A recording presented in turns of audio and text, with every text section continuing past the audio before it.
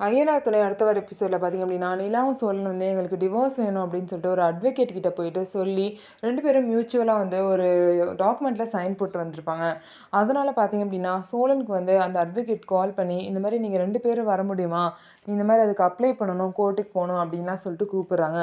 அதுக்கு சோழன் வந்து கேட்குறாரு, இந்த அப்ளை பண்ணுற ப்ராசஸை கொஞ்சம் தள்ளி போட முடியுமா அப்படின்னு சொல்லிட்டு கேட்குறாங்க.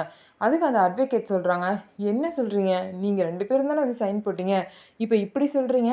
உங்களுக்கு டிவோர்ஸ் கொடுக்க விருப்பம் இல்லை அப்படின்னா, நீங்கள் உங்கள் ஒய்ஃப் கிட்ட தான் பேசணும். என்கிட்ட பேசி ஒரு பிரயோஜனம் இல்ல.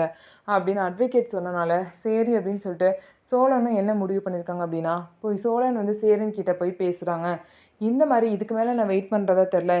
நிலா மேலே இருக்க லவ்வை வந்து நிலா கிட்ட நான் சொல்லலான் இருக்கேன் அப்படின்னு சொல்லிட்டு சோழன் வந்து முடிவு பண்ணிட்டாரு.